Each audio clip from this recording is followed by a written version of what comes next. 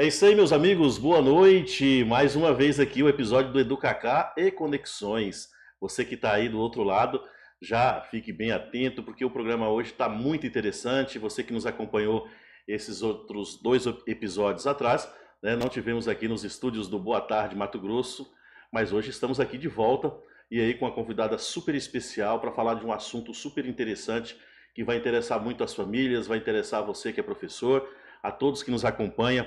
Aí o EduCacá sabe que a gente trata de educação, de assuntos que é para benefício da família, que é para benefício do aluno, né, trazer informação, trazer o debate. E hoje nós vamos falar o tema, né, específico de hoje é TDAH na infância, compreensão, desafios e suporte para um desenvolvimento saudável.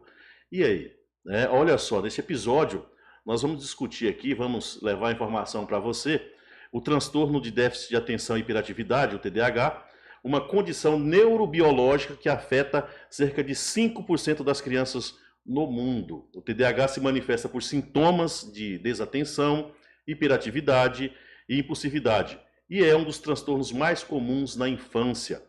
A identificação precoce e o manejo adequado são essenciais para minimizar o impacto do TDAH no desempenho escolar e nas interações sociais das crianças, garantindo uma melhor qualidade de vida.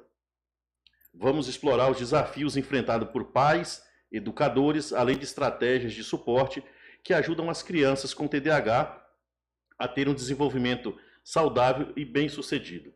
Então, eu convido você a estar acompanhando aqui o nosso podcast, né? Então você vai poder acompanhar, poder dar um melhor suporte, fazer perguntas.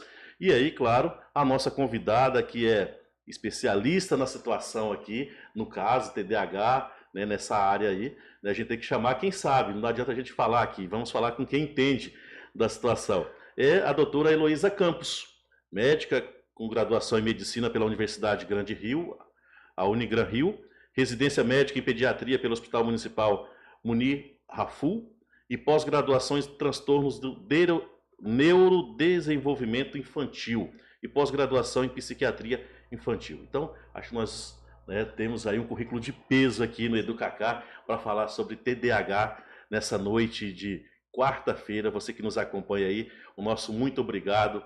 E vai deixando o seu like, deixando a sua pergunta. Eu já vi que tem perguntas aqui. Daqui a pouquinho vamos fazer para a doutora, né? Doutora, boa noite, seja bem-vinda ao EduCacá, fique à vontade.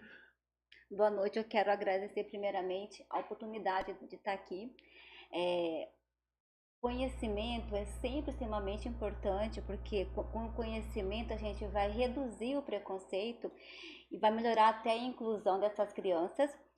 O mês de outubro é o mês da conscientização do TDAH. O TDAH é um transtorno, como o Cacá falou, do neurobiológico, mas é um transtorno até recente. Ele foi colocado na nomenclatura de TDAH apenas em 1980. Antes disso, tinha uma outra denominação. Então, assim, crianças que nasceram anterior a essa década, às vezes elas tinham um outro nome, essa nomenclatura. Às vezes, muita coisa de preguiçosa, que não conseguia aprender, uma criança mal educada. Então, assim, essa nomenclatura é recente, né? Então, o que é o TDAH? Como o Cacá falou, é um transtorno neurobiológico. Significa o que é isso? Que a criança já nasce com isso, é inato e inerente, né? Quando eu falo neurobiológico, eu tenho que pensar em sistema nervoso central. Então essas crianças, elas têm uma quantidade de dopamina reduzida. Com isso, elas podem ter um prejuízo nas suas funções executivas, no seu planejamento, colaborando muitas vezes para outros transtornos associados, né? Como a questão do aprendizado, não conseguem finalizar uma tarefa.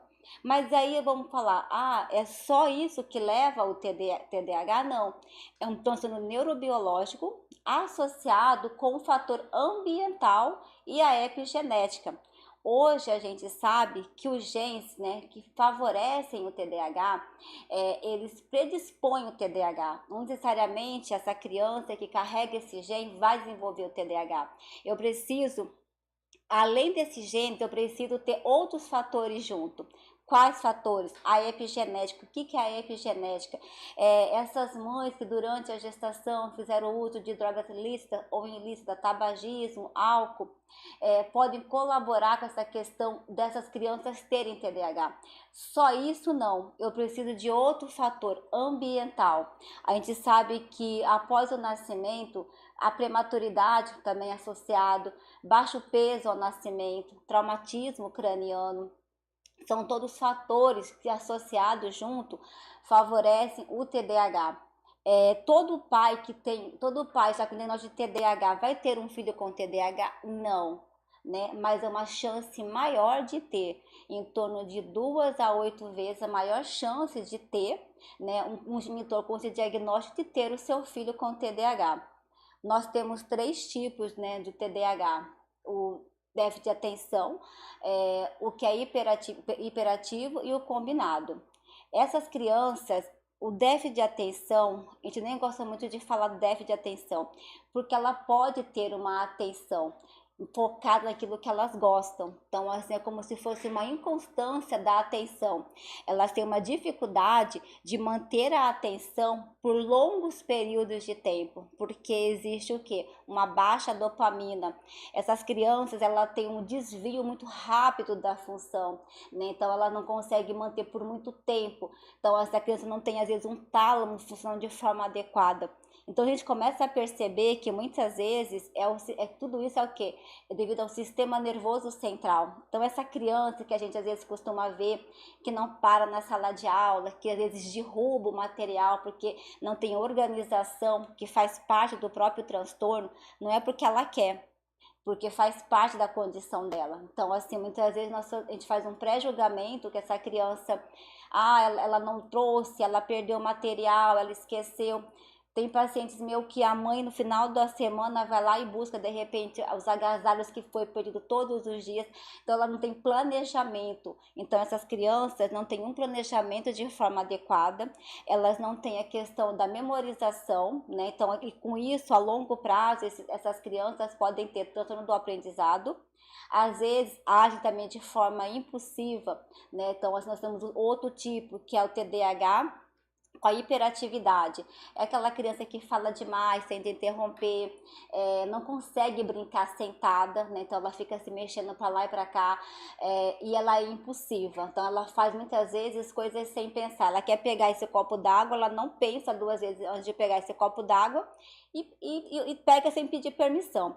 Elas não têm o filtro social, né? Porque a gente tem que pensar sempre no TDAH como um transtorno, né, do comportamento, um transtorno emocional mais comum da infância, mas é um transtorno neurobiológico. Então, tudo isso é o nosso sistema nervoso central, que não está de uma forma regulada, porque nós não temos uma dopamina suficiente. O que é dopamina, né? É um neurotransmissor. Então, essas crianças, elas já nascem com essa quantidade menor de neurotransmissor. Com isso, elas buscam de forma incessante essa dopamina. O que aumenta a dopamina? Movimentos, né? A gente sabe que busca essa constante de não para lá e para cá, movimentação hipercinética. Também jogos, videogames também aumenta essa dopamina, que a dopamina é um hormônio do bem-estar, do prazer. Então, assim, essas crianças, esses adolescentes, elas não têm essa dopamina de forma adequada. O terceiro tipo, que é o combinado, é aquela criança que tem o déficit da atenção e tem também sintomas hipercinéticos e impulsivos, né? O déficit de atenção, a gente vai observar que é uma criança que ela não consegue finalizar nada que ela começa, até porque ela não tem uma memória operacional adequada, ela não tem planejamento. Ela fica relutando, tipo, daqui a pouquinho eu faço, e acaba não fazendo. Uma criança... Ele faz tudo, mas não faz nada. Exatamente, porque o TDAH é um pensamento acelerado. É uma criança que pensa muito, né? Só que aí quando você pensa muito, mas você não consegue organizar esse pensamento, se perde o pensamento. Então, assim, na verdade, é como se não houvesse um filtro do pensamento. Então, ela tem muito atenção, mas não tem uma atenção curta para determinado assunto. O foco ela não tem. Não tem, porque ela tem foca em tudo. Por incrível que pareça, o TDAH tem muita atenção. Por isso que esse nome déficit de atenção hoje é muito questionado, é como se fosse uma inconstância na atenção, porque essa criança, eu estou bem aqui, o tálamo também faz parte do nervo central, ele filtra. Nós estamos aqui conversando, então você está prestando atenção em mim. Se eu falar bem assim para você, olha o microfone, você vai sentir a presença do microfone, você olha para o microfone. Mas o tálamo filtra. O TDAH, esse tálamo não filtra de forma adequada. Então, assim, ele tem atenção de tudo. Estamos aqui conversando, caiu uma caneta lá no chão, ele vai olhar para aquela caneta, porque não tem uma atenção direcionada. Então, assim, eles têm muita atenção, mas no fim não tem atenção a curto prazo, que é importante. Porque na escola, a gente busca muito a questão da atenção a curto prazo, para você prestar atenção naquele conteúdo. E detalhe, eu tenho que mudar muitas vezes o foco rapidamente, né? Então, assim, agora é a história, daqui a pouquinho é assim, então eu tenho uma mudança de foco, e até essa mudança de foco, eles têm uma dificuldade. Então, assim, o TDAH, déficit de atenção, a gente observa o quê? Que é uma criança que tem uma dificuldade em manter a atenção a curto prazo. E detalhe, ela não consegue focar também por muito tempo, e ela não consegue fazer essa mudança de foco. Então, se ela fica presa naquele foco, é como se estivesse sempre no mundo da lua. Então, essa criança, ela tem muito, é como se ela dirigisse um carro muito veloz, ela não consegue dirigir esse carro veloz, porque ela não tem o quê? Informação adequada, né? Então, assim, o mais importante que eu sempre penso inicialmente é ter o diagnóstico. O tratamento inicial é o diagnóstico de forma correta, né? Porque nem toda criança com déficit de atenção tem TDAH. Né? A gente sabe que alguns déficits de atenção podem ser emocionais, podem ser socioculturais, pode ser uma questão ambiental. Então, isso que eu queria perguntar. Você tocou no assunto do fator ambiental. E a gente que convive no ambiente escolar, a gente vê muitos diagnósticos aí, às vezes falando assim, ah, é hiperatividade, é o TDAH e tal, assim, meio que uma moda, até que parou agora é autismo, né? Agravou a situação um pouco, eu vejo dessa forma. Mas o fator ambiental, a gente sabe que o quanto ele pesa em muitos casos, doenças comportamentais, né, como essa. E o que acontece? Isso pode influenciar, tem dados que embasa tudo isso, de que a criança é muito mais um fator ambiental do que um fator, né, comportamental, genético, neurobiológico, Então, como a senhora está colocando? vamos lá. Nem todo déficit de atenção e comportamento hiperativo é um transtorno. Tem que ficar isso bem claro. Porque as crianças, muitas vezes, elas podem ter a hipercinética numa faixa etária. A partir de 4 anos, já se deduz que não tem que ter essa frequência de hipercinética e déficit de atenção. O fator ambiental é importante, sim. Só que, para mim pensar em TDAH, eu tenho que ter o fator ambiental, mais o fator o quê? É multifatorial. Eu vou ter que ter o quê? O fator ambiental, eu vou ter que ter os genes dessa criança, né? Então, assim, e vou ter também a questão epigenética. Nem todo TDAH é mal educado, e também vice-versa é o trocadilho. Então, assim, o fator ambiental é importante, sim. Tanto que se eu tenho um pai que tem TDAH, essa criança ela acaba copiando esse ambiente. Um ambiente desorganizado, sem planejamento, essa criança vai copiar esse ambiente. Mas essa criança não tem TDAH, ela só tem um déficit de atenção em decorrência das condições socioculturais que ela está passando.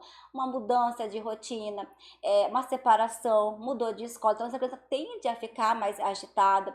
Uma criança tem uma ansiedade, sabe que a ansiedade começa a aparecer por volta dos 5, 6 anos de vida. Então, assim, essa criança ela vai ter um déficit de atenção. É TDAH? Não. Pode ser que seja. Então, assim, o diagnóstico é bem criterioso. Para a gente evitar, o nosso país é o campeão da medicação. Então, assim, hoje, como você está falando, tudo que é hipercinético é TDAH. Não, né? A hipercinese faz parte do TDAH, mas existem comportamentos hipercinéticos que não são TDAH. Então, assim, o meio influencia, sim. Mas quando eu penso em diagnóstico de TDAH, quando a gente atende TDAH, eu tenho que ter essa mente, né? Essa etiologia multifatorial. O ambiente, epigenética e a questão de genes. Então, a gente começa a fazer o que? Uma triagem, né? Para ver se a criança realmente tem TDAH ou se é só, de repente, um comportamento hiperativo devido ao ambiente. Que lógico. E se eu tenho TDAH e tem um ambiente caótico, que não planejado, né? Eu vou piorar esse TDAH. Eu tendo a piorar esse comportamento. O ambiente, sim, influencia. As crianças são reflexo do ambiente, né? Mas sempre lembrando que o TDAH tem um fator genético associado também junto com o ambiente. Não é só o ambiente. São uma combinação de É uma fatores. combinação. Como eu falei, é uma etiologia multifatorial, não tem uma única causa, né? Existem várias causas e comportamento heterogênico. Então, cada criança com TDAH, ela vai ser única. Então, a gente trata de criança e não de transtorno, né? Então, assim, o que a gente vai tratar é a criança, hoje a criança tipo A tem TDAH. Ela não vai ser igual a outra criança com o mesmo diagnóstico. Você falou de autismo. A gente sabe que existem comorbidades, né? Quando eu tenho um transtorno, eu posso ter outro transtorno associado, né? Então, o transtorno mais comum do TEA é o TDAH, como comorbidade, né? Mas às vezes você pode ter só o TEA e não ter o TDAH, né? Um outro transtorno muito comum do TDAH é o TOD, desafiador opositor, de comportamento, de conduta, de aprendizado. Eu sempre coloco o TDAH como um tronco. Nesse tronco pode ter galhos, pode não ter galhos. Então, assim, o TDAH, a gente começa a pensar em diagnosticar de TDAH por volta dos 5, 6 anos de vida. O déficit de atenção, às vezes, demora um pouquinho. Só o déficit de atenção, a gente começa a pensar nesse diagnóstico por volta dos 6, 7 anos, quando começa a alfabetização. E eu preciso que essa criança demande mais tempo de organização, de planejamento, de função executiva. Então, ela não consegue finalizar. Mas o TDAH ou o hiperativo, às vezes eu consigo fechar um pouquinho antes do diagnóstico, na fase da pré-escolar, né, que começa a partir dos 2 anos de vida, mas com 5, 6 anos a gente começa a pensar em diagnóstico. Mas o déficit de atenção é só quando começa realmente a alfabetização, que às vezes é com 6, 7 anos. Mas as comorbidades do TDAH. Então, assim, o problema do TDAH não tratado a longo prazo problemas sociais, né? Essas pessoas podem ter problemas emocionais, comportamentais, elas tendem, às vezes, não ficar nos empregos, pode ter subempregos, pode ter uma dificuldade de relacionamento, né? Pela questão comportamental. Então, assim, isso pode... acidentes, podem haver acidentes de uma forma mais, né, mais frequente que a população geral, e o uso de substâncias químicas. Porque a substância química, ela aumenta a dopamina. Só que a medicação, quando necessário, tá? Quando necessária, ela vai aumentar a dopamina, só que ela não vai criar uma dependência. A substâncias químicas como cocaína, o próprio o álcool, além de aumentar a dopamina, cria uma dependência. Então, assim, toda criança com TDAH, TH, TDA vai usar medicação? Não. Alguns casos precisa usar sim, para você acalmar esse cérebro, para essa criança ficar um pouquinho mais calma. Mas a longo prazo, sim, a longo prazo, se não tratado de forma adequada, há um prejuízo social muito grande dessa criança que vira um adulto, né? Então, assim, o adulto, a gente nota bem assim, você vai falar assim, hoje tem muito diagnóstico de TDAH, sim, porque a nomenclatura é recente, como eu falei, a nomenclatura é de 80. Era outro nome, não era esse nome. Então, assim, a nomenclatura é muito recente. Então, você falar bem assim, meu pai tem TDAH, só que ele viveu bem. Sim, porque antigamente nós não tínhamos uma demanda tão grande de foco. Então, assim, às vezes, por exemplo, o seu pai, um exemplo, com 50, 60 anos, ele não teve essa demanda de foco. Tinha uma vida mais restrita, né? Hoje, pela tecnologia, você tem que mudar muito rápido o seu foco. A informação é muito rápida. Então, assim, o TDAH perde essa informação muito rápida, né? Então, assim, por isso que hoje a gente observa, assim, que tem que fazer uma intervenção nesses adultos, sempre lembrando que diagnóstico é feito de forma, né, em conjunto, de forma adequada, muitas vezes. Você não pode precipitar um diagnóstico, mas você tem que fazer uma intervenção, às vezes, imediata dessa família.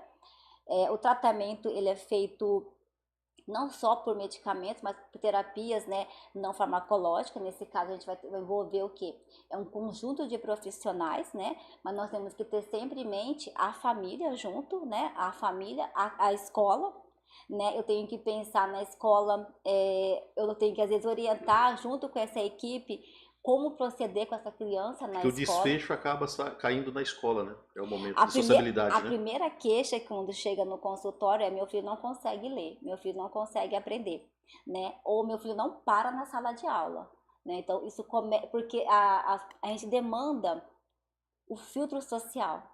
E essas crianças não costumam ter esse filtro social. Elas tendem a falar demais, tendem a interromper. Elas começam a sofrer bullying porque os coleguinhas começam a não querer conviver, né, com essas crianças, né? Essas crianças, na impulsividade, acabam machucando. Elas podem ser mais agressivas, né, com o passar do tempo. Mas realmente a gente observa no consultório que a demanda maior vem por parte da própria escola, assim, que elas acionam, né? Ainda bem, né? Porque eu acho que tudo isso é em conjunto, né? Não é uma coisa isolada. Eu acho que não é só o papel do médico, do psicólogo, das terapeutas, mas é um papel em conjunto de toda a sociedade. Então, assim, a escola, ela realmente ela aciona esses pais hoje, atualmente, que orienta esses pais a procurar o quê? Uma ajuda, né? Para diagnosticar essa criança, para tentar ver o que pode ser feito para essa criança, porque essas crianças com TDAH, 60% pode ter transtorno do aprendizado, mais da metade pode ter, né? E elas podem ter o TOD, que é o grande problema hoje do TDAH, né? Então, assim, se eu tenho dois transtornos junto, eu acabo piorando os transtornos, né? Mas esse, assim, parece que ele vem sempre acompanhado. Ele vem sempre acompanhado ou Não, o fator do não cuidado acaba o fator não ambiental. acarretando outros? Sim, eu sempre falo que hoje nós temos os TODs que são muito pré-fabricados, né? Que o próprio ambiente fabrica esses TODs. Tipo assim, às vezes assim, infelizmente, a gente precisa realmente às vezes nos ausentar por muito tempo. Então, nós temos que priorizar o quê? Talvez qualidade com essas crianças, né? Tentar reduzir o máximo de tela, tentar voltar essas infâncias anteriormente, tentar ler para essa criança, tentar entender o que essa criança quer também. Né? Então, porque a gente às vezes passa de, essa criança não tem nada, essa criança é mal educada, então tem que entender o que essa criança quer, mas o ambiente propicia sim, principalmente o TOD, né? Então, assim, toda criança com TDAH vai ter TOD? Não, mas a gente sabe que em torno de 20 a 40% pode ter o TDAH e pode ter o TOD. Então, aí realmente piora o que? A impulsividade, piora a negociação, né? Então, ela fica mais hipercinética. E nesse caso do TOD, às vezes nem medicação resolve, é terapia comportamental para esses pais. A gente precisa orientar esses pais de como proceder, né, perante essa teimosia persistente, né? Então, assim, essa resistência maior à ordem. Mas não necessariamente as crianças com TDAH vão ter comorbidades. Elas podem ter, né? Transtorno da ansiedade, transtorno do humor, né? De comportamento de conduta. O transtorno do humor é muito mais comum nas meninas, porque o déficit de atenção é mais comum, só o TDA é mais comum no sexo feminino. É aquela menininha que passa despercebida, né? Tipo assim, vai passando, vai passando. Ela não chama atenção, ela tá lá quietinha, ela fica na média, né? Tipo assim, essa média uma média de 7. Ela fica entre 6,5 e 7, então assim, ela não dá trabalho, E né? aí passa despercebido Passa despercebido. Quando começa a dar problema? Com 12, 13 anos. na fase da. Que aí eu aumento o quê? Eu aumento o planejamento dela, eu tenho que aumentar a vida, ela acaba, como ela tem mais espelho, neurônio de espelho, então a menina consegue copiar melhor, tipo assim, a coleguinha. Você está entrando na fase menstrual, ela já está. Aí na fase menstrual ela tende o quê? A aumentar a sua cobrança mesmo. É uma mudança né, comportamental, uma mudança neurológica. E se eu já tenho uma ansiedade, eu vou transformar o quê? Fica tão grande a ansiedade porque eu não consigo mais caminhar, porque antes eu acompanhava, né? Tentava acompanhar. Eu olhava aquela minha coleguinha, ela pegava a caneta, eu ia lá e pegava igual a caneta.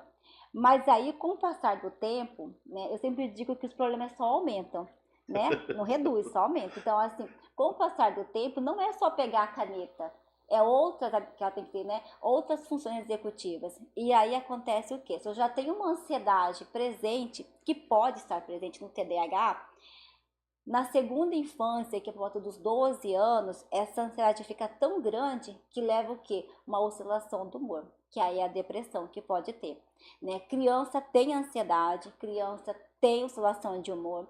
Na segunda infância tem depressão, né? A gente fica às vezes falando assim que criança não sente dor. Criança sente dor, criança tem dor de cabeça. Então, assim, as meninas podem ter essa questão mais da ansiedade, depois uma oscilação do humor na segunda infância, que é por volta dos 12 anos, e depressão. E os meninos é mais comum o quê? O TDAH com o TOD, que eu estou sendo desafiador opositor. Uma cronologia de fato, né? Vamos pensar, se eu tenho uma criança que começou um diagnóstico de TEA de 2, 3 anos. Nós temos que fechar a TEA antes dos 3 anos de vida de preferência, porque tem que fechar quando já tem sintomas já de TEA. Antes dos 3 anos? O ideal é fechar dos 3 anos. Então, assim, eu fiz, porque, vamos fazer uma vírgula, pensando numa cronologia de transtorno, né? Sim. Eu penso primeiro em TEA. Né? TEA é um transtorno inerente da criança. Mas como que eu identifico uma criança de 3 anos, doutora, para chegar a Abaixo de 3 anos. É uma criança que atrasa da linguagem. Dessa... Sim, a criança tem estereotipias desde pequenininha. A criança tem um atraso. A criança não consegue manter o olhar. Uma criança com 9 meses que não dá tchau. Eu sempre falo assim, perder um marco do desenvolvimento, tem que buscar ajuda. Então, uma criança de 6 meses, pensando em TEA, né? Sim. Estamos colocando lá dentro aqui, pensando em TEA. A gente pensa assim, uma cronologia de transtorno. Então, primeiro eu penso em TEA. Uma criança com 6 meses, a gente chama essa criança, não responde pelo nome. Com 9 meses, essa criança não dá tchau, não brinca de esconde-esconde. Com 12 meses, não aponta, né? Ela não balbucia, não canta o parabéns, ela não imita. Eu já levanto minha anteninha, né? Então, assim, uma criança que com 1 ano e 8 meses tem pouco contato visual. Antigamente, esperava chegar a 3 anos para fazer as intervenções. Hoje, não. Qualquer atraso tem que ter uma intervenção. Então, assim, uma criança que a gente fez o diagnóstico com 2 anos de vida de TEA.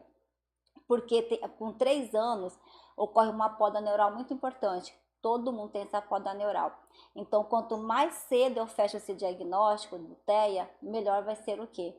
Ou quanto mais cedo eu inicio as terapias de forma imediata, vai ter um ganho da neuroplasticidade, né? O que é neuroplasticidade?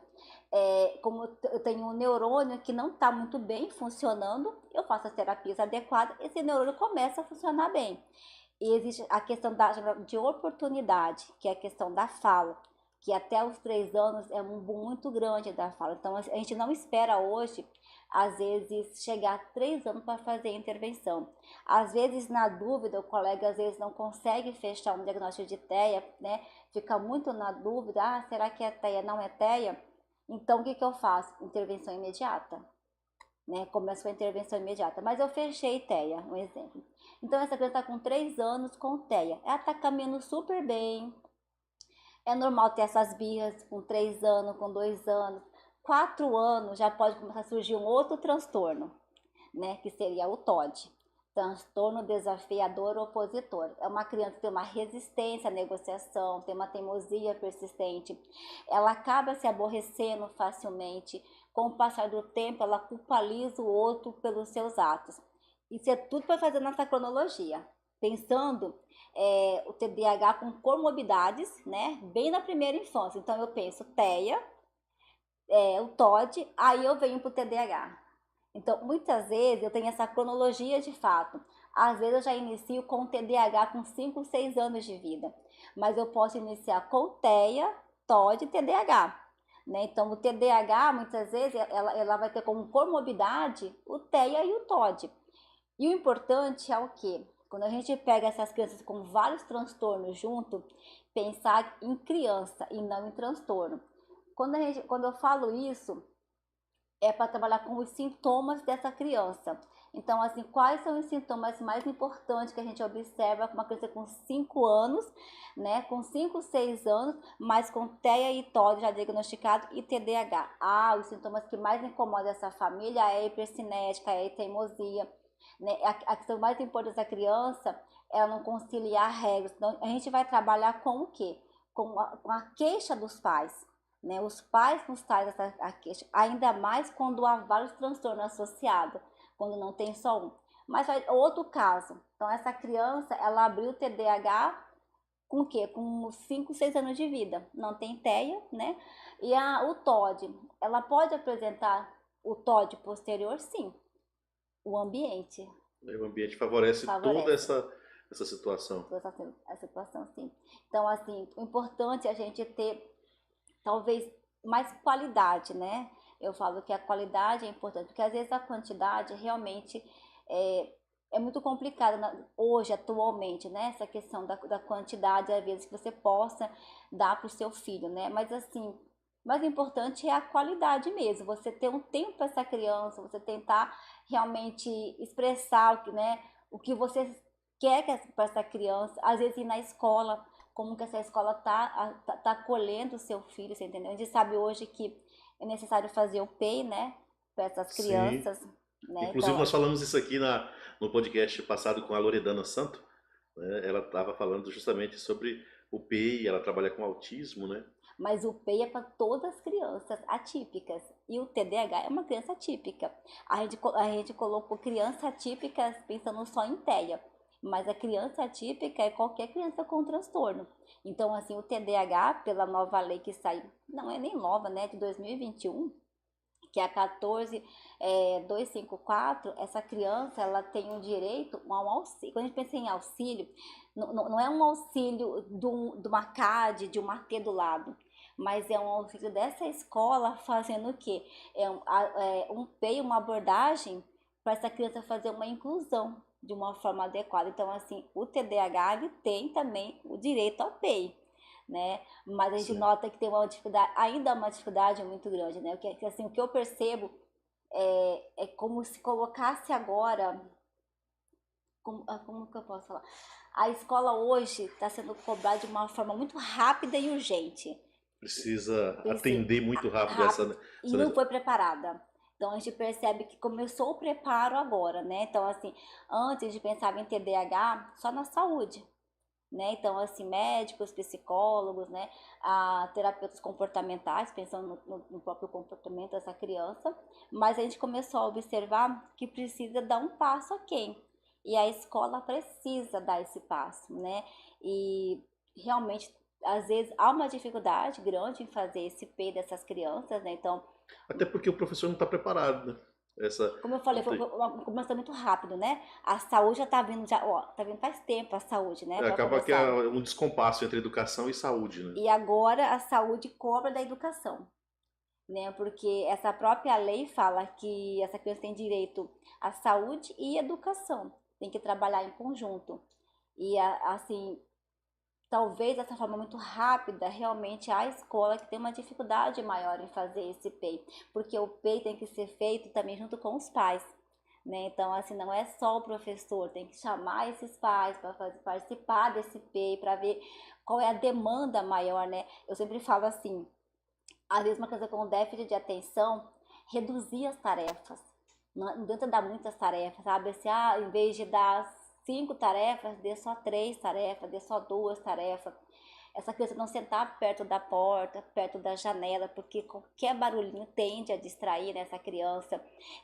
Quando for falar com essa criança, o professor muitas vezes combinar com essa criança algum gesto, tipo assim, fulano, para não ficar toda hora assim, fulano, fica quieto, fulano, presta atenção. Às vezes, para não colocar até essa criança na questão de sofrer bullying com esses coleguinhas. Então, assim, às vezes criar métodos, tipo, fulano, tipo, tem que parar um pouquinho, né? A gente pede, às vezes, para os pais, um dia antes da escola, preparar com essa criança essa mochila. Porque se deixar para ela preparar no dia, ela vai esquecer um monte de coisa. Ela vai esquecer o caderno, vai esquecer o lápis. E reduzir. Sabe aquele estojo cheio de coisa? Com um monte de lápis de cor, com um monte de canetinha? É o mínimo possível. Porque elas não têm organização. Elas acabam sendo distraídas, elas acabam deixando também perder, como assim, perde, caiu no chão a canetinha, foi pro recreio, esquece a canetinha, não vai lembrar que deixou a canetinha cair. Então, assim, reduzir até essa quantidade do próprio estojo de material. Olha, hoje é aula de ciências, matemática, português, só esse material. E no dia anterior, a família senta e ajuda a preparar esse material. Porque, pensando em TDAH, tá? Não pensando na hipercinética com outras patologias, como emocional, questão ambiental. Mas pensando no TDAH, essa criança, ela não faz de propósito. Ela não tá ali para irritar os pais, né, os professores, ela não tá ali para irritar de uma forma inadequada quando ela chega, faz uma abordagem do nada, assim, entendeu? Quando você está conversando com essa criança, perguntando algo, ela vai falar outra coisa que não tem nada a ver. Não é de propósito. Realmente é um problema neurológico, né, de neurotransmissores. Então, assim, eu acho que só essa parte, a gente pensar nesse conhecimento, que é algo que não depende dessa criança, por mais que ela queira, ela não vai conseguir sozinha, a gente começa a tirar, às vezes, essa sobrecarga que a gente percebe nessas crianças, né? Então, as crianças, quando chegam, elas falam que não conseguem. Por mais, assim, que elas gostariam, sabe? Não é de propósito, né? Tipo assim, eu não perco as coisas. Por exemplo, tem paciente que perde, garrafinha d'água toda semana. Aí a mãe fica zangada, mas não é de propósito. É uma coisa, é neurobiológico, né? Como é neurobiológico, não depende da criança, né? É lógico que existem outros tipos de transtorno, outros tipos de déficit de atenção, tem nada a ver com transtorno, tá? Que aí realmente pode ser mais ambiental, pode ser sociocultural, mudanças, como eu falei, separação. A separação realmente às vezes é necessária, né? A gente sabe que às vezes é necessária, mas mesmo sendo necessária, muitas vezes essas crianças sentem uma dificuldade maior, né? Então, assim, precisam muito ter esses cuidadores, ter um cuidado em relação a isso, porque realmente eu posso, com uma separação de uma forma não adequada, com alienação parental, com esse todo prejuízo, eu posso realmente desencadear um TDAH, que não é o TDAH, mas eu acabo desencadeando pelo ambiente, ou um próprio TOD pelo ambiente, né? Acaba piorando a situação toda Acaba ali. piorando a situação. Doutora, olha só, tem algumas perguntas aqui, tem algumas mensagens aqui. Aproveitando, pessoal, você que está aí do outro lado, vai acessando, vai compartilhando, né? É importante o conhecimento e assunto fantástico aqui sobre TDAH, a gente aprender, né, um pouco sobre essa situação. E eu quero pedir para que você deixe o seu like aí, ó.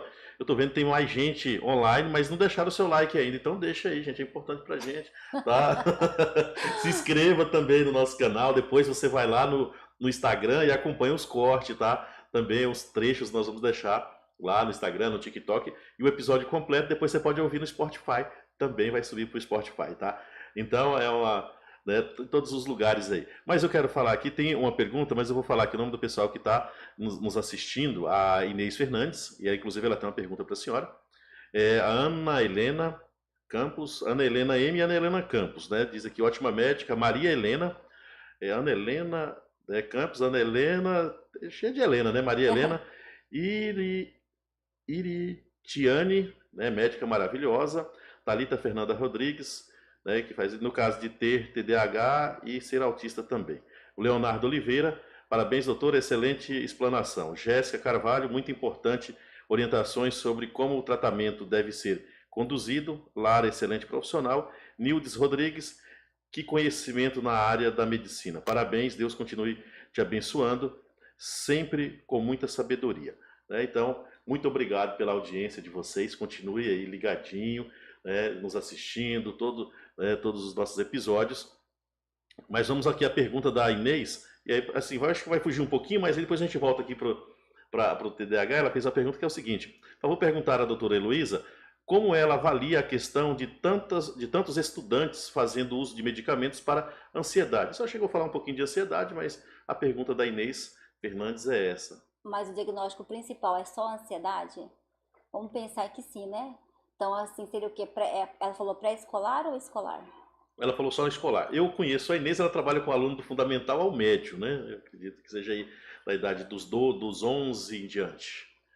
A própria rotina, né? A gente sabe hoje que as crianças vão pensar sem TDAH, só ansiedade. A gente sabe que hoje essa rotina de fazer várias coisas ao mesmo tempo, né? Então, assim, a ansiedade começa a aparecer muito antes dessa faixa etária, com 5, 6 anos já começa a aparecer a ansiedade.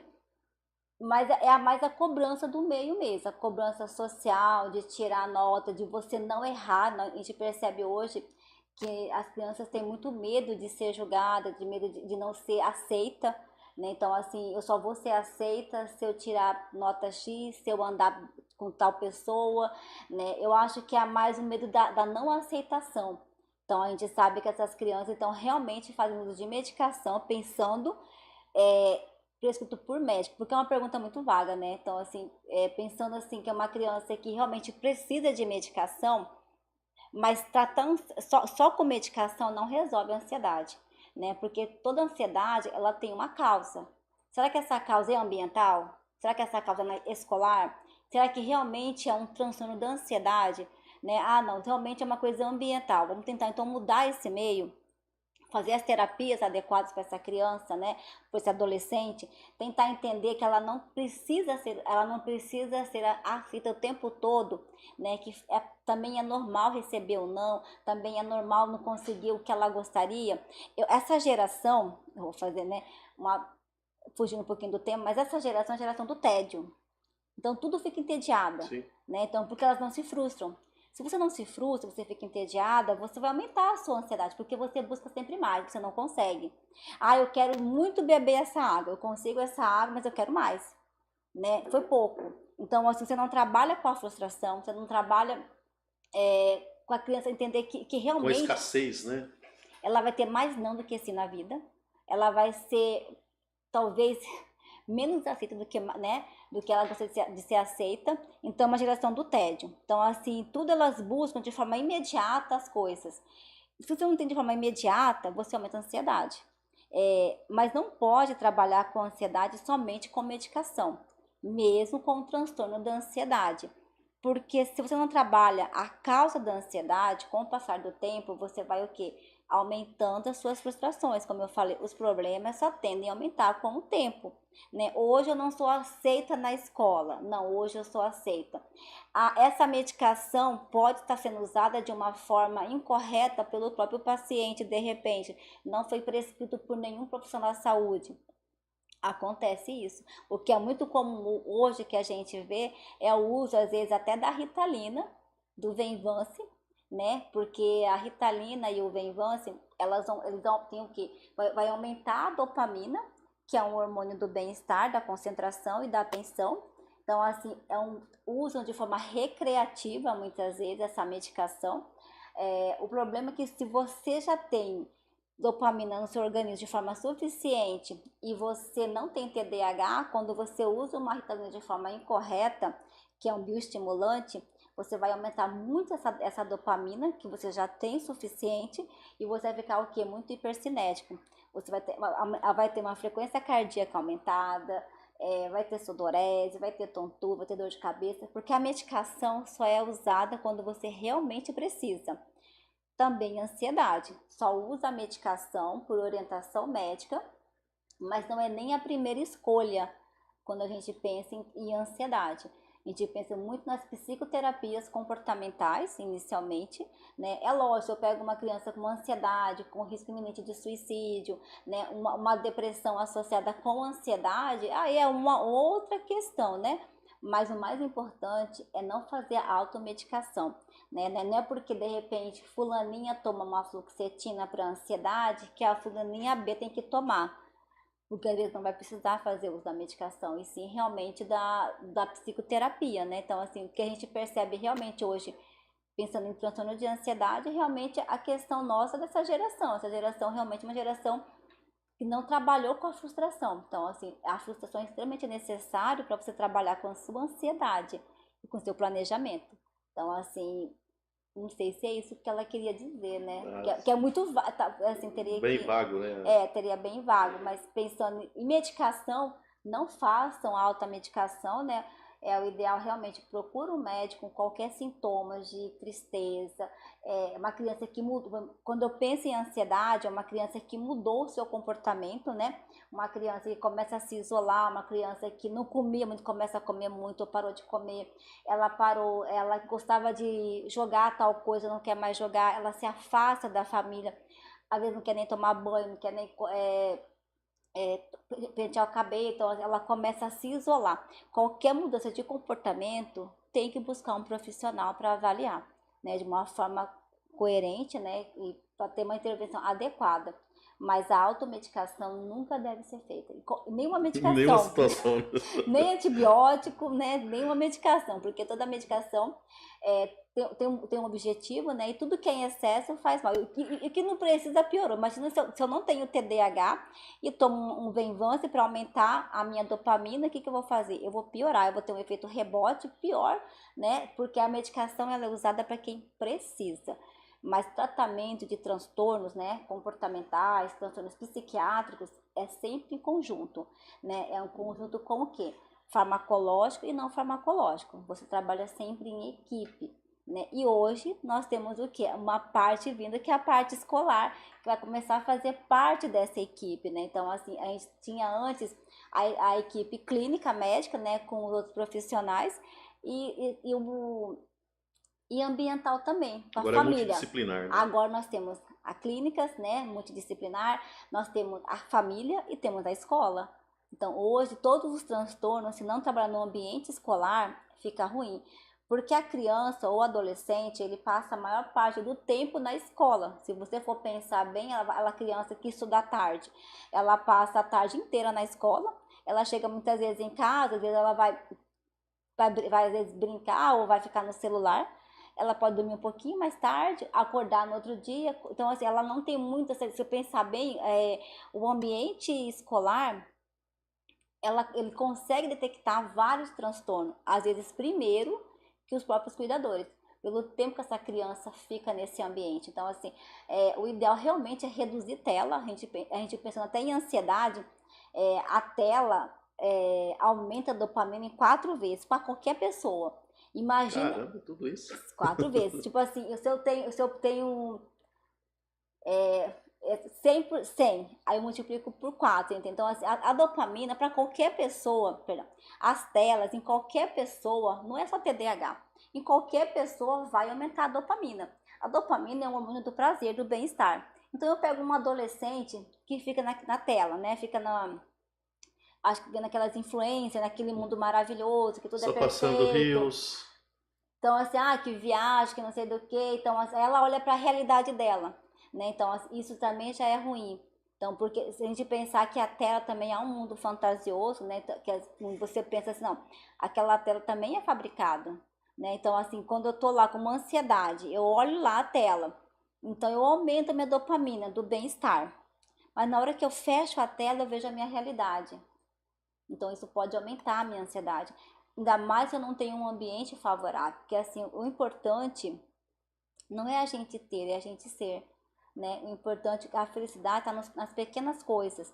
Então, você não precisa viajar para aquelas influências que viajam. Às vezes, você tem um momento com o seu cuidador para fazer alguma coisa. Às vezes, até fazer um bolo, né? Às vezes, limpar a casa. Então, assim, o importante é você se aproximar da sua própria realidade, vendo as qualidades dos seus próprios cuidadores, né? Porque senão a gente começa a ver só os defeitos. Eu não tenho isso, eu não tenho aquilo. A gente não começa a ver realmente que a gente tem que sempre colocar a parte positiva em tudo. Eu sempre falo assim, a gente não tem que, quando a gente olha um copo d'água, em vez de a gente olhar que o copo tá pela metade, tá quase cheio. Então, assim, sempre tem que tirar de tudo que é ruim uma parte boa. Porque com isso você começa a até melhorar a sua ansiedade. Porque a ansiedade, ela começa a ocorrer porque é uma necessidade muito grande de eu querer ter as coisas. Então, assim, eu preciso de tal coisa para ser feliz. Eu preciso escalar tal coisa. Eu escalei agora. O que eu vou fazer? Vou escalar mais alto?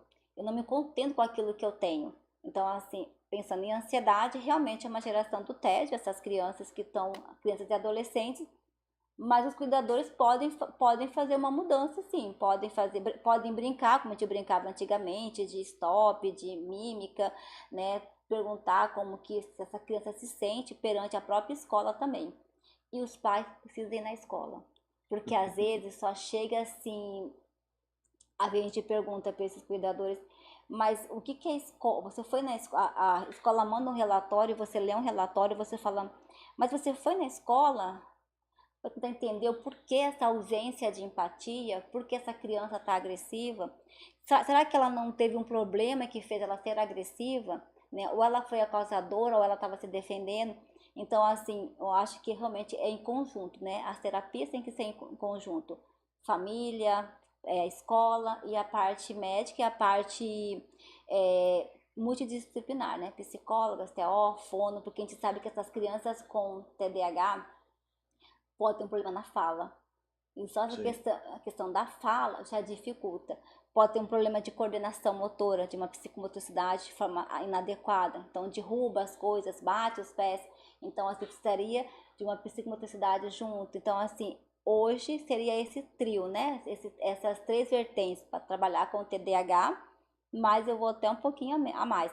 Qualquer transtorno psiquiátrico e emocional tem que ter essas 3 equipes junto trabalhando. E é necessário que o médico também, o psicólogo, vá nessa escola, né, se for necessário, para tentar ver o que está acontecendo. Às vezes fazer uma orientação, né? Normalmente a gente, quando faz um laudo, eu faço sugestões, porque eu não sou professora, eu não sou psicopedagoga, mas eu faço sugestões que eu acharia que poderia fazer com essa criança, né? Mas são sugestões que estão abertas a qualquer negociação, né? Porque o professor tem um conhecimento maior nessa parte da educação. E acaba que essa situação a gente vê que a família, o quanto ela é fundamental nesse processo, né? Da criança, do adolescente, nessa formação mesmo, né? De comportamento, de toda essa situação. Como que ele é preciso, né? A família estar acompanhando, porque o que nós vivenciamos, né? Isso são experiências, a gente vê que a família muitas vezes faz o quê? Simplesmente ela dá tela, porque também ela está cansada, ela tem uma rotina, o pai, a mãe dá uma tela para a criança e a criança acaba potencializando toda uma situação que já foi, às vezes a escola diagnosticou, passou isso e a família não tem esse acompanhamento, então a gente vê que realmente a família... Mas também o adulto também faz parte, né? Como eu Sim, falei, o adulto também acaba se viciando na tela, né? Aí todo mundo na tela, né? Cada um com seu celular. Então, assim, o celular hoje, eu acho que é um divisor de água, né? Na família. Então, assim, a gente dá a tela, lógico que eu também tenho uma filha, eu acabo dando tela, não tem como não dar a tela em alguns momentos. Mas um dia ela me pediu o celular, né? Eu posso ter um celular? Eu falei, não.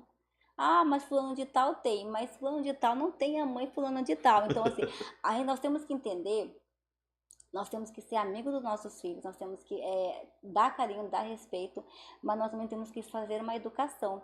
Conscientizar, criar um processo, né? Uma E cultura, você né? dá limites. Porque eu sempre digo assim, se você não dá limite para o seu filho, o mundo vai dar.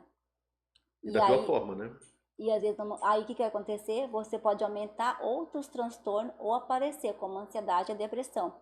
Ela não é um limite na agressão, né? É um limite, às vezes, você estabelecer realmente que há uma hierarquia, né? Então, assim, a gente tem que... Essas crianças de hoje, elas não entendem muito bem hierarquia, é uma nova geração. Então, essa hierarquia não é você chegar e falar, não pode fazer.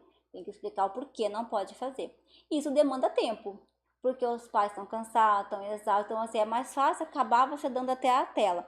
Mas o ideal mesmo é uma redução, né? A criança até 2 anos de vida não pode ter tela de jeito nenhum. Celular, televisão, realmente que acaba atrapalhando a neuroplasticidade. Aí a partir dos 2 anos de vida tem que ter uma redução, tipo assim, não dá para usar o dia inteiro, né? Às vezes 2, 3 horas por dia. Então, se você pensar bem, acaba usando até mais, né? Sim. Mas o que eu oriento às vezes os pais sentarem junto com essas crianças, ver o que elas estão assistindo, né? É importante que ocorra também isso. Tentar interagir também com o que elas estão assistindo, porque você acaba, de repente, tendo contato com essa criança, né? Mas o ideal antes de dormir, que reduza 2 horas antes de dormir, porque a gente sabe, se a gente não reduz de uma forma adequada, dorme muito tarde, é tudo neurotransmissor. Se dorme muito tarde, você vai aumentar o cortisol, né? Você vai reduzir a sua melatonina, você aumenta o cortisol, que é um hormônio que é do estresse, da agressividade. Se eu já tenho um TDAH e um TOD, o que vai acontecer se eu não fizer uma higiene do sono adequada? Eu vou piorar a minha agressividade. Então, assim, se você perceber, tudo tem que ter uma rotina e é estabelecida, né? Como eu falei, essa geração, antigamente a gente os pais olhavam pra gente, a gente já entendia que não podia pegar tal coisa. Essa geração, você olha, você falta arrancar os olhos e você É desafiadora, pergunta, né? tipo assim, o que você quer, você entendeu? Tipo assim, então assim, o ideal realmente é sentar e conversar. Aí vem uma outra contrapartida. Os pais hoje trabalham demais, né? Então, assim, de repente, tentar colocar o que é prioridade, às vezes reduzir também essa demanda de trabalho por um período de tempo, né? Se não tiver jeito, trabalhar com quantidade, com qualidade, não com quantidade, mas é necessário que esses pais estejam presentes com essas crianças, né? Dando limite de uma forma adequada, né? Uma forma sem agressão, porque se eu tenho um TOD junto ou um TDAH, se eu trabalho muito com a agressão, né, agressão física, eu acabo ensinando que tudo se resolva batendo. Então, se eu já tenho um transtorno ali de comportamento, essa criança ela vai repetir na escola. Então, assim, a gente sempre pergunta, essa criança bateu em alguém na escola, ela foi culpada, ela não foi culpada? Não, realmente foi culpada. Mas isso ocorre em outros ambientes? Ela já presenciou esse tipo de agressão? Então, assim, por isso que eu falo, é sempre em conjunto, né? Não adianta a gente trabalhar só com a causa, né? Por exemplo, seria só com a consequência, quer dizer, e não ver a causa dessa agressão. Então, e às vezes essa agressão pode ser decorrência de uma noite mal dormida, porque dormiu muito tarde, Chega né? irritado. Chega irritado. E a gente sabe que se a criança tem o cortisol aumentado, ela não vai conseguir aprender no outro dia. Ela fica dispersa, ela não aceita muito bem. Então, assim, você falar bem assim pra mim, assim, ele dormiu meia-noite e acordou às 10 da manhã. Dormiu mais de 10 horas, né? Mas não é assim que funciona. Nós temos que dormir de preferência, nós não, as crianças, nós também, de preferência até às 10 da noite. Porque se eu durmo depois das 10, por mais que eu durma 12 horas ou o dia inteiro, eu não vou ter o sono reparador. Porque eu tenho que liberar a melatonina, que é um neurotransmissor que libera às 9h30, às 10 da noite. E eu tenho que reduzir meu cortisol de madrugada. Então, assim, hoje não é a quantidade de horas que você dorme que é importante, é a hora que você vai dormir.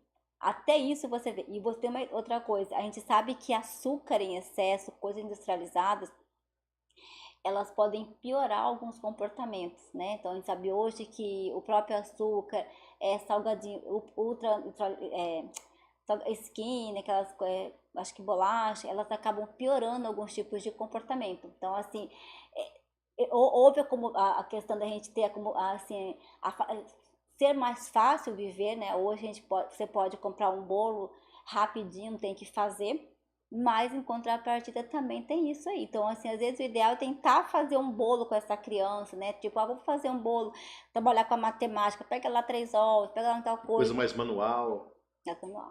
Teria que ter um retrocesso, pelo menos em algumas coisas tem um retrocesso pra gente não evitar o TDAH, porque o TDAH, como eu falei, é uma coisa genética até, né?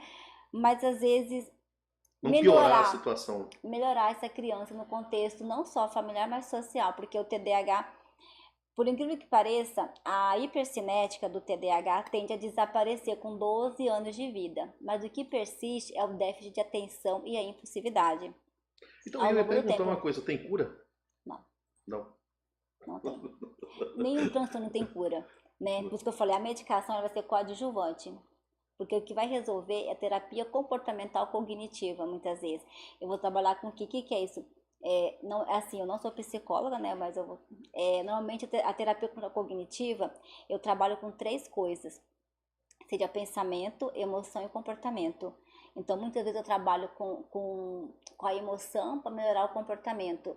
E a longo prazo da nossa vida, vão mudando a nossa demanda de comportamento, né? Às vezes com 5, 6 anos é uma questão de não conseguir se comportar na sala de aula.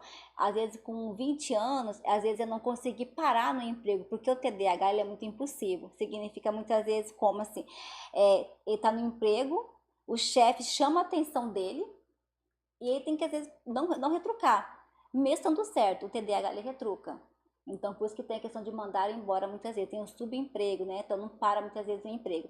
Então, assim, o TDAH não tem cura, mas tem a solução, tem ajuda, né? A gente consegue viver de uma vida adequada, social adequada, porém, sem ajuda, né? A gente percebe hoje, sem ajuda, essas pessoas, elas tendem muitas vezes ao risco abusivo de substâncias químicas, né? Então, assim, eu tenho pacientes que São propensas a essa são, situação. são propensas. E, infelizmente, se você faz uso abusivo de substâncias químicas, se eu já tenho um TDAH junto, eu tenho um risco maior de ter esquizofrenia a longo prazo. Então, assim, se você pensar bem, um transtorno acaba puxando outro transtorno, né? Então, assim, não tem cura, mas tem terapias, né? Então, assim, e a terapia, ela é mediante o quê? O que a pessoa está vivendo naquele momento. O déficit de atenção persiste na fase adulta, tá? Então, assim, aquele adulto que ele não consegue se planejar de forma adequada, desorganizado e impulsivo, mas a hipercinética da movimentação, de se movimentar, de não parar, tende a melhorar, mas a mente não. Então, assim, você tá paradinho aqui, tipo assim, vamos lá, eu não sou, mas eu colocaria que eu seria um TDAH na minha fase de 12, 13 anos, eu melhorei a hipercinética, eu tô aqui sentada, mas a minha cabeça tá a mil, pra lá e pra Seu cá, pra lá, comportamento que tá. tá quieto. Então aí dá a impressão que já resolveu, né? E não resolveu. E aí a impulsividade, que é muito comum no sexo masculino. E com 14, 15 anos é uma idade muito crucial, hoje até um pouquinho antes, que é quando eles começam a ter contato com as drogas. Né? Hoje a gente sabe que a idade até abaixou. Né? As crianças começam hoje a ter contato com as drogas ilícitas a partir de 12, 13 anos de vida. Então, assim, com 14 e 15 anos, se eu já começou a fazer uso de drogas antes dessa faixa etária, com 14 e 15 anos, tem uma poda neural. Então, se eu já tenho TDAH, já estou usando droga, eu tenho uma chance maior de ter uma poda neural inadequada e passar a ter uma esquizofrenia a partir dos 14, 15 anos de vida. Então, se a gente for pensar, é tudo neurobiológico, todos os transtornos. Então, assim, não dá pra gente levar, tipo assim, vou levar, você entendeu? Ao acaso, seja o que Deus quiser, não. Porque todo transtorno neurobiológico, se não tratado, terá uma consequência a longo prazo. Então, assim, pessoas que não conseguem parar em relacionamentos, né? Que costumam pedir a separação com uma frequência muito grande. Tem problema comportamental, né? Como já foi anteriormente. Subempregos, entra numa faculdade, não termina, começa outra, né? Então, assim, a longo prazo, a vida social dessas pessoas com TDAH ou com qualquer transtorno, né, pensando no modo geral, se não for bem tratado, né, o tratamento começa com o diagnóstico correto, né, e com as intervenções corretas, imediatas, de acordo com cada caso. O mesmo tratamento não pode ser igual, cada um tem um tratamento específico para o seu transtorno. E se não fizer isso, realmente a longo prazo, essas pessoas vão ter uma vida social bem prejudicada por causa dos transtornos psiquiátricos que podem estar associados ao TDAH a longo prazo. Então, eu queria duas perguntas, né? Faz hora eu estou aguardando aqui. A senhora foi até a questão da criança, da adolescente, principalmente do sexo feminino, que a gente viu uma situação que a menina ela vai até os 12 anos ali, ela passa despercebida. E aí, quando pensa, ela tem essa situação de que todo mundo fala, mas ela mudou, radicalizou, assim, isso é porque ela tinha essa situação, mas ela passou nessa média. Quando ela começa nessa fase dos 12, 13 anos, que ela começa a vir aquela fase depressiva, de ansiedade e tal, às vezes ela já tinha o TDAH e aí ele aflora com maior... O Né? TDAH, ele já aparece desde sempre. Né? Então, assim, a menina com o TDAH, como eu falei, se for pensar em TDAH, que a hipercinética junto já começa bem antes. Pensando no TDA que passa despercebido, essa criança Sim. já tinha desde sempre, essa menina, só que não foi diagnosticada. Não, tipo assim, a gente pensando, 12, 13 anos é uma idade realmente da puberdade. É onde ocorrem várias mudanças, sim. Mas o TDA ou o TDAH já estava nessa criança desde sempre. Então, assim, essa criança ela não foi de uma forma adequada diagnosticada. Então, o que aconteceu? Eu passei a ansiedade, que é a primeira infância, não trabalhei. A ansiedade a longo prazo vira o quê? Uma depressão. Porque você quer tanto algo, quando você não consegue, você começa a oscilar o seu hormônio. Então, realmente, com 12 anos, é uma idade crucial para várias coisas. A gente sabe que a depressão, né, começa com 12, 13 anos de vida, nas meninas é mais comum, por causa dessa questão também da ansiedade, às vezes tem que estar magra, tem que estar não sei o que, tem que ter às vezes, o cabelo de tal jeito. E nos meninos que estão vindo com TDAH e TOD, com 12, 13 anos, começa a fazer transtorno de comportamento e conduta, começa a mudar o comportamento. Porque antes dos 12 anos, eu tendo TDAH e o TOD junto, é um tipo de comportamento. O TOD é desafiador, não aceita muito bem ou não, tem uma resistência à ordem, culpabiliza o outro, é impulsivo. E com TDAH eu pioro esse transtorno. Mas com 12, 13 anos, se eu não tratar esse TOD nessa primeira infância, é transtorno de comportamento e conduta. O que é isso? Eu melhoro a minha hipercinética, eu não faço tanto a agitação, né? Mas eu aumento a minha impulsividade e quando tem transtorno de comportamento associado, eu faço a violação dos direitos das pessoas, que é muitas vezes roubar, né? Praticar ato sexual, né, contra as outras pessoas de uma forma, o famoso estupro, né? Então, assim, 12 anos realmente é quando você sai da primeira infância e vai para a segunda infância. É um divisor mesmo. É um divisor, para qualquer criança, né? Então, você fala bem assim, aquela menina era tão sei o que, agora tá mais agressiva, não quer sair do quarto, ela mudou o estilo de roupa, antes ela era mais carinhosa. Isso pode acontecer, porque a passagem da primeira para a segunda infância. E se eu tenho um transtorno associado, eu acabo, às vezes, exacerbando alguns comportamentos que é até normal da faixa etária, né? Porque a gente sabe que com 12, 13 anos é normal o questionamento. É necessário que o jovem questione, porque é a população que tem a chance de fazer a mudança. Sim. Né? Porque eles têm que questionar por que tem isso, mas assim, quando eu tenho um transtorno associado, às vezes eu posso piorar esse comportamento de questionamento, né? Não aceitando muitas vezes que eu preciso ter ordem e regras. Então, e aí realmente aumenta um comportamento mais agressivo. Então, assim, é esperado que esse jovem, né, com essa faixa etária, tenha uma mudança de comportamento, sim, que é a mudança da primeira para a segunda fase da vida dessa criança. Mas pode piorar alguns comportamentos se eu já tenho um transtorno associado. Por isso que é importante diagnóstico precoce. E diagnóstico precoce isso é se baseado no quê?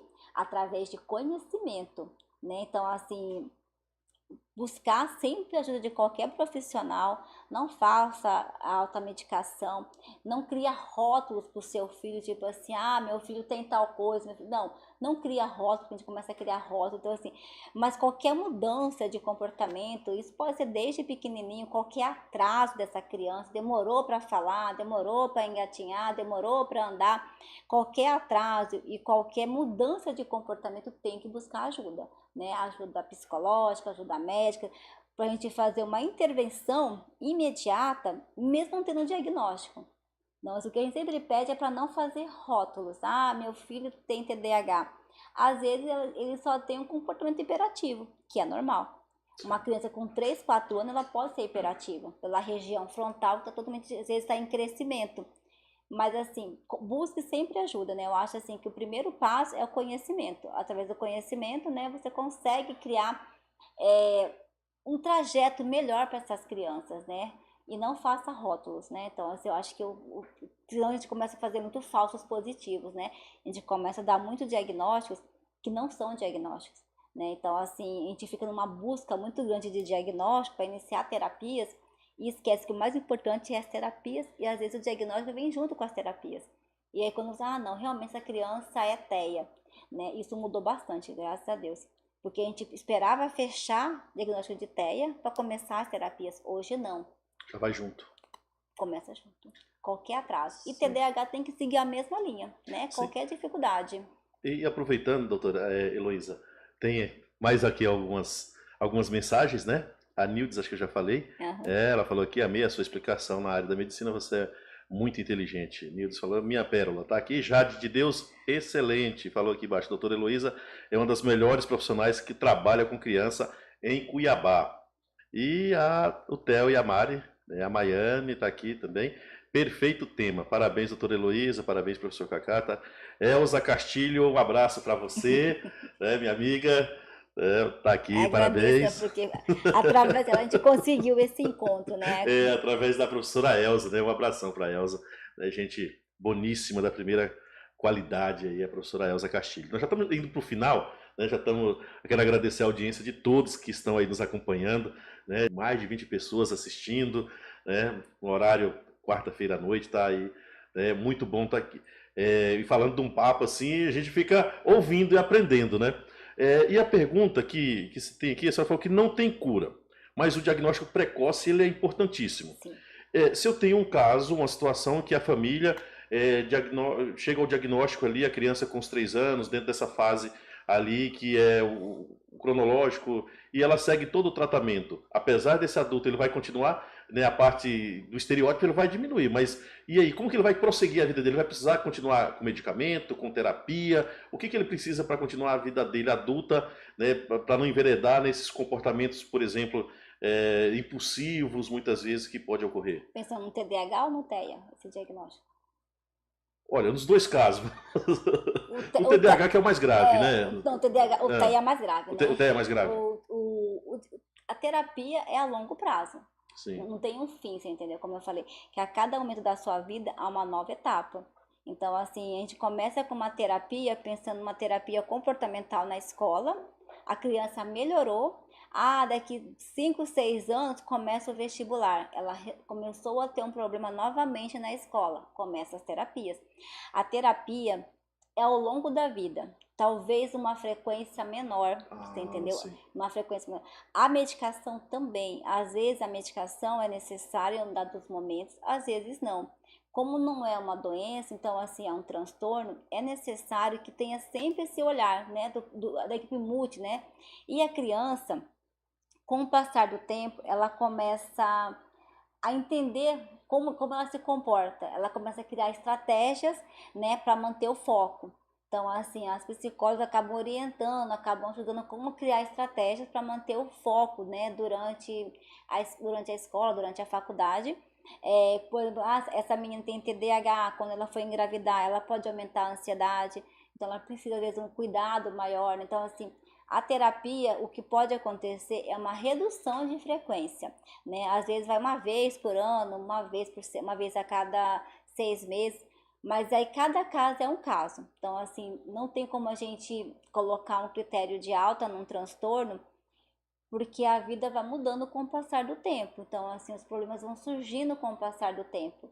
Então, assim, o ideal é sempre realmente manter, né, essa equipe junto com ela, com essas crianças, né, com adultos também. Uma criança tem um problema no atraso da linguagem, fez fono na primeira infância, melhorou, não precisa mais fazer fono. Uma criança que melhorou a questão da agressividade, não precisa de uma terapia tão comportamental. Então, assim, de acordo com essa evolução, a gente vai fazendo as terapias e as medicações também, né? E tem muitos casos de adultos começando agora a medicação, né? Então, porque não teve um diagnóstico precoce. Então, assim, vai usar até quando? A gente não pode estabelecer um prazo, né? Eu acho que transtornos mentais não tem como estabelecer um prazo de fim. Eu tô com uma dor de cabeça, tomo uma dipirona, tô com uma tosse, uma pneumonia, eu tomo um antibiótico por 7 dias, melhorou, eu vou embora. Não, transtorno não tem como a gente fazer isso. É um dia de cada vez, entendeu? Às vezes, aumentos cíclicos, você pode cair, você pode aumentar, tipo assim, tá indo super bem essa criança, não tá impulsiva, aí de repente mudou de escola, ficou impulsiva. Intensifica as terapias. Uma questão em casa, uma questão do ambiente. Então, assim, não tem prazo, né? Então, assim, não existe prazo e cada momento da sua vida você pode precisar de um certo tipo de terapia. Mas, às vezes, você vai espaçando com o tempo, né? Tudo depende muito quando começou essas terapias e como essa criança responde a essas terapias com o seu ambiente familiar. Mas não tem um prazo para terminar as terapias. Então, assim, a gente pode, às vezes, espaçar, né? Reduzir, espaçar, trocar as terapias, trocar os profissionais. Não preciso a criança é muito estabanada, então não preciso mais da fisioterapeuta, então eu tiro a fisioterapeuta, mantenho só a psicóloga, a psicopedagoga, se a criança conseguiu estar indo bem na escola, Eu posso tirar a psicopedagoga, então assim, não, ela ainda persiste esse comportamento de não conseguir, né, tipo, não consegue aprender de uma forma ainda como deveria, problemas acadêmicos, eu mantenho a psicopedagoga, eu posso aumentar a psicopedagoga e reduzir a psicóloga, então assim, cada caso é um caso, não tem como a gente Estabelecer estabelecer. uma regra Não para tem. todos. Eu acho esse eu acho que é o grande X, né? Que a gente nota hoje é querer criar fórmulas de bolo. Tipo assim, uma criança com TDAH ou com TEA colocar uma receita. Tem que fazer isso, isso, isso, isso. Não. Cada criança é única. Tendo o mesmo transtorno, mas cada criança é única. Então, cada criança vai ter uma terapia adequada para a sua necessidade, para o seu problema, pro seu problema acadêmico, às vezes, né? Ou comportamental mesmo. Maravilha. Então aí tá aí a explicação. É assim, já a gente tá indo aqui para o final, mas os mitos comuns sobre o TDAH. Sabe, assim, porque tem muitas coisas, né? Que todo mundo, às vezes tem gente que sai dando diagnóstico para todo mundo de Então, TDAH. assim, os mitos que a gente percebe que fala que essa criança, às vezes essa criança ela é mal educada, né? Essa criança ela não consegue aprender. Toda criança com TDAH vai ter transtorno do aprendizado? Não. Então, assim, essa criança toma um remédio que vai melhorar, muitas vezes não vai melhorar só com a medicação. A gente começa a fantasiar essa questão dos próprios mitos. Eu acho que um dos mais comuns realmente é a gente achar que essa criança ela não consegue aprender, né? Então, essa criança ela tem um comportamento inadequado, uma criança que é mal educada, uma criança preguiçosa, né? Como eu falei, antigamente a gente tinha muito essa questão a gente não tinha o diagnóstico, né? Correto, a gente não tinha a nomenclatura correta, até falei errado. Então a gente acabava criando esses rótulos, né? Então um dos principais rótulos que a gente percebe realmente é achar que essa criança é mal educada, essa criança não consegue aprender, ela faz de propósito, né? Então assim, essa criança realmente faz de propósito, ela quer fazer isso, não. Então a gente começa a perceber que tudo é uma parte comportamental neurológica. É como se viesse a parte neurológica inicial e depois a parte comportamental mediante a parte neurológica. Mas não é a parte comportamental que determina, mas é a parte neurológica. E com isso você acaba criando os mitos, né? Então, assim, o grande mito que a gente percebe é realmente achar que essas crianças não conseguem aprender. Ou elas fazem muita coisa de propósito mesmo, né? Tipo, eu quis bater, eu quis pichar, às vezes quebram as coisas de propósito. E não, é uma coisa neurológica que acaba, às vezes, dificultando esse comportamento social mesmo. Então, assim, tem que buscar sempre ajuda para qualquer caso dessas crianças que a gente perceba alteração, né? Uma criança, às vezes, com 4, 5 anos, a mãe já percebeu que ela está muito desatenta em casa, ela não consegue prestar atenção, ela tem um esquecimento, né? Eu falo, fulana de tal, pega essa água, leva lá na geladeira, pega suco, coloca suco aqui, depois você pega um bolo. Ela já esqueceu esse comando simples até, né? Então, assim, peraí, tem alguma coisa que eu tenho que buscar. Então, assim... Já é o alerta, né? O alerta. Mas essas crianças conseguem aprender, né? Todas têm... Cada uma tem o seu momento, lógico, mas com as terapias adequadas elas conseguem sim ter uma vida social mais funcional na medida do possível, né? Lembrando que TDAH não aparece na fase adulta, né? A gente pode diagnosticar TDAH na fase adulta, mas o TDAH já começa a vir desde a primeira infância. O que ocorre é o não diagnóstico correto, né, na primeira infância, ainda mais com essa nomenclatura muito recente do TDAH. Interessar aí com alguma coisa achando que né? Ia TDAH, né? Mas caso de se refletir muito sobre essa situação, né? E claro, um papo super esclarecedor sobre TDAH aqui hoje no Educacá. Eu acho que a gente está fazendo o nosso papel de levar informação, de buscar conhecimento, esclarecer dúvidas, né, e contribuir, né, com a educação de alguma forma. Eu gostaria agora, doutora, que a senhora deixasse assim, uma mensagem para os pais, né, para a família, para os professores também, né, para a equipe toda que lida com essas crianças, né? Como eu falei lá na chamada, eu falei, quem tem interesse, quem tem filho, né, que às vezes precisa de uma orientação, né, claro que aqui a senhora não vai dar uma, mas assim, que fica um recado, uma mensagem que as pessoas possam buscar, né? Inclusive acho que tinha uma pergunta aqui, onde encontrar portas abertas, né? Tá aqui, por gentileza, onde buscar tratamento porta aberta para estar acolhendo essas crianças, né? No caso do... Os consultórios, né? Os consultórios médicos, né?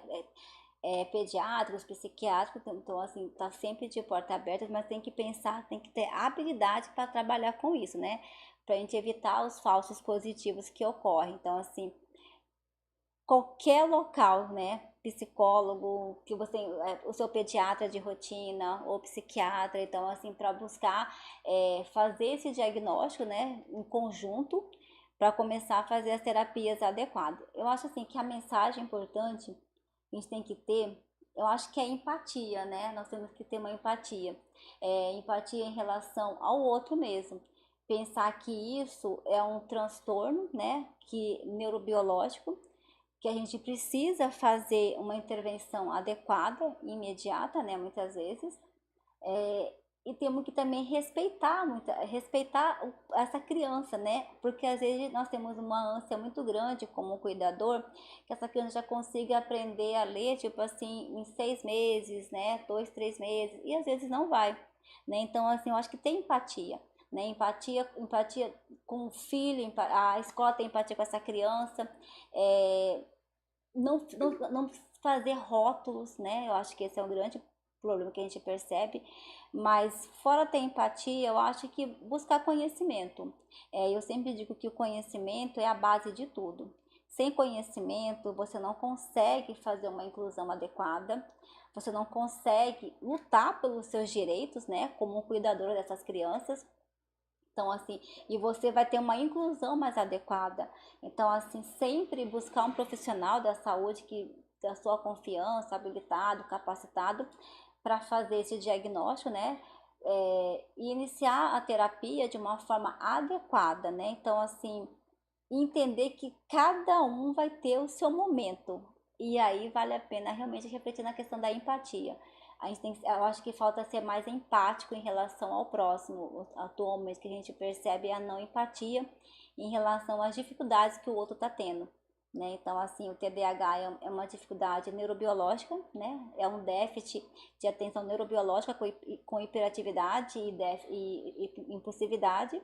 E sermos mais empáticos, né? E buscar conhecimento. Eu acho que empatia, conhecimento, entender que os pais não estão sozinhos, né? Então, assim, se você encontra um profissional que consiga te amparar, que consiga te apoiar nos momentos difíceis, momentos fáceis, né? Então, assim, alguém de confiança, né? Que é importante isso. E entender que cada um vai ter seu momento, né? Não tente fórmulas mágicas, porque é um transtorno, não é uma doença. Então, se eu penso em fórmulas mágicas, eu crio curas mirabolantes, tipo Sim. assim, eu vou na psicopedagoga 5 vezes na semana e eu vou conseguir aprender, às vezes não vai conseguir, né? Às vezes você mudar a sua rotina, né? Às vezes, tipo assim, uma criança que consegue de repente dormir um pouquinho mais, né? Aí pensa assim, vamos mudar essa rotina dessa criança. Ela dormir mais um pouquinho, ela já vai conseguir aprender a ler, escrever do que 5 vezes na psicopedagoga, né? E entender o limite da criança, né? Porque senão você começa a fazer várias terapias e o mais importante, você não entende o limite dessa criança, porque é uma criança, né? Então, assim, ela vai ter um momento para ela brincar, para ela ter os momentos bons, né? Então, assim, não fazer terapias, às vezes, sem orientação profissional de forma adequada. E não cria, às vezes, aquela questão de você realmente criar estratégias mirabolantes, né? Eu acho que, mas é o conhecimento. Então, assim, eu acho que a empatia, eu acho que é importante, junto com o conhecimento, que a informação você tende a melhorar a questão da inclusão social e do preconceito. E trabalhar em conjunto. Eu acho assim que a base nessa agora é trabalho em conjunto, em prol dessa criança. As parcerias são importantes. Exatamente. E não do transtorno, né? Porque no final, quem que a gente trata? É uma criança e não um transtorno. Então você precisa ter o que? As parcerias em prol dessa criança, para longo prazo ela ter uma vida social melhor. Mas eu acho que é isso, é empatia, conhecimento e trabalhar em conjunto. É isso aí, gente. Mais um aqui, né? A Luísa está falando parabéns, excelente médica e ótima explanação. Eu quero agradecer a todos que participaram, que estão participando conosco aqui, né? Já nesse finalzinho de programa. Eu quero convidar você também que está assistindo, você assistir os outros episódios. Nós tivemos um episódio sobre o Dia dos Professores na terça-feira passada, né, onde nós abordamos um pouquinho, além da homenagem, sobre a questão da saúde dos professores, dos profissionais do magistério. E é importante pensar nisso, refletir. Tivemos também ontem, né, uma matéria completa aí, nós tivemos uma atividade, também está no nosso canal, sobre a mostra estadual de Ciência, Tecnologia e Inovação do Estado de Mato Grosso, a Semana Nacional de Ciência e Tecnologia, também que está acontecendo aqui em Cuiabá. Então, um evento nacional e um evento estadual. Nós tivemos lá ontem acompanhando o trabalho dos alunos e está disponível também aqui no nosso canal no YouTube e também alguns trechos no Instagram. Então você pode acessar, dar seu like, dar sua opinião, fazer o seu comentário, é importante para nós. E claro, tem os outros episódios, né, que vem fazendo parte desse tema aqui, desse assunto. Nós falamos sobre altas habilidades, superdotação. Depois falamos sobre a questão do autismo, né, a questão comportamental e tal, que a Loredana abordou. Antes a Anne Isabelle falou sobre a questão da superdotação, professora lá do Caciés. E hoje nós estamos aqui com a doutora Heloísa falando sobre TDAH. Então acho que assim, são 3 assuntos bem correlacionados e que você pode sugerir, gente. Aqui o espaço é para isso, né? Para os professores, para a família, para os alunos.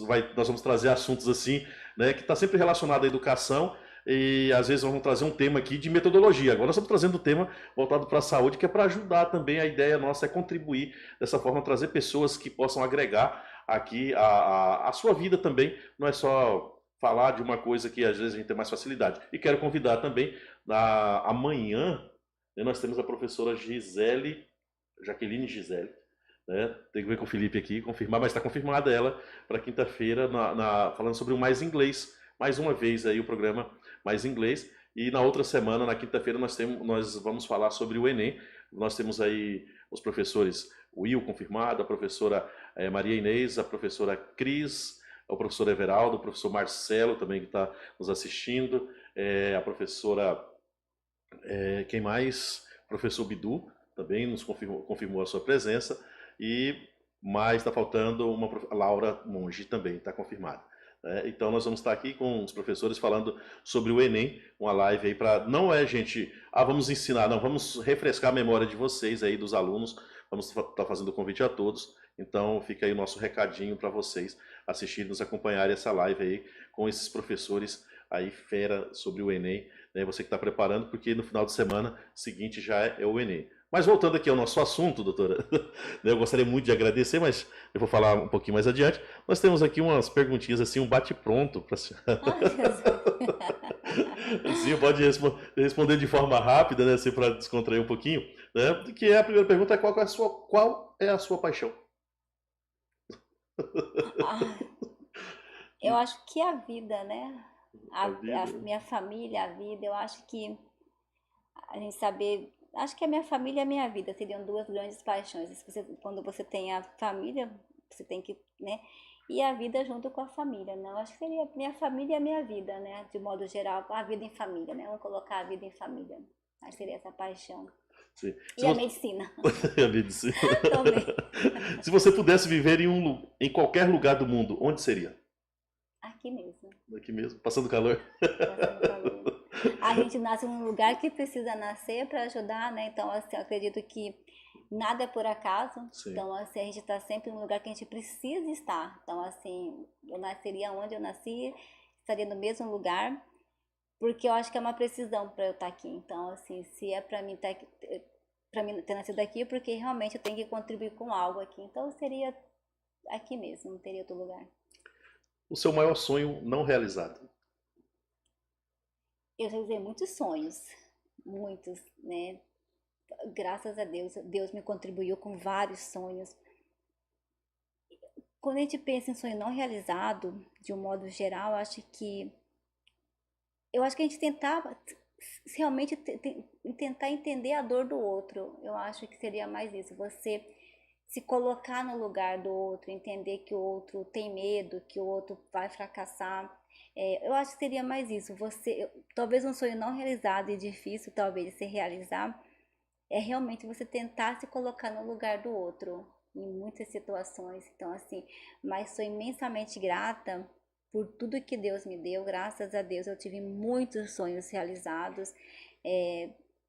Eu tive 2 cânceres, eu fui de 2 cânceres, então assim, a minha filha também foi um sonho realizado, então assim, hoje eu acho que eu agradeço mais do que peço sonho, mas pensando num sonho difícil às vezes de alcançar, é você se colocar no lugar do outro, em muitas situações. Legal. E o que te faz sorrir instantaneamente? Eu acho que... Essas Eu acho... perguntinhas matam no final. O que me faz sorrir? Eu acho que... Eu acho que quase... Talvez o que não me faça chorar. Sim? Eu acho que quando... Eu tento ver, assim, o lado positivo de várias coisas. Então, assim, o que não me faz chorar, realmente pode me fazer rir, né? Então, assim, quando eu vejo, talvez, uma coisa específica, quando a gente vê que essa criança está se esforçando, quando a gente percebe a luta dessa família, a gente consegue ver que alcançou, eu acho que sim, me faz ser feliz, né? Eu acho, assim, que a felicidade, eu tenho que sempre pensar que ela é momentânea, né? Então, assim, talvez o que me faz isso são pequenos momentos que podem ocorrer durante o meu dia, né? E em vez de tentar não chorar, tentar rir, né? Então, assim, mas eu acho que a felicidade, eu acredito que ela é muito dinâmica, né? Então, a gente tem que entender que a gente, às vezes, não vai ser feliz o dia inteiro, né? Então, eu acho que talvez o que me faz rir é o que não me faz chorar. Porque aí é mais difícil. Um hobby que não abre mão. Meu Deus. Quando a gente vai envelhecendo, a gente vai abrindo mão de tantos hobbies, né? Assim, eu tinha tantos hobbies, né? Ler, né? Dançar, ler. Olha, eu acho que escutar música, eu assisto, como fala? Televisão, mas assim, essa parte que a gente pega de conhecimento, sabe? Momento criativo. Né? Eu acho que seria isso, mas eu acho que eu já abri mão de tantos hobbies, porque eu acho que hobby é muito passageiro, né? Então eu já tive tantos hobbies. Eu acho que hoje eu não tenho um hobby específico, eu não consigo entender um hobby específico. Talvez ficar em casa. Hoje eu acho que eu tô naquela fase. Eu acho que meu hobby é ficar em casa, porque, meu Deus, eu adoro ficar em casa final de semana, não gosto de sair. Eu acho que é isso, porque a gente fica a semana inteira nessa correria, nessa dinâmica, né? Então, assim, eu acho que eu ficar em casa, eu acho que é aquele hobby que a gente fala Netflix, família, pipoca e pronto, né? Nesse momento com a família. É mais ou menos isso. E a última pergunta, para fechar. O que é medicina para você? Cara, a medicina é uma paixão. Assim, a medicina... Hoje ela não é tudo, mas ela já foi muito para mim. Assim, a medicina já foi muito para mim, tipo assim, foi talvez meu primeiro grande amor foi a medicina.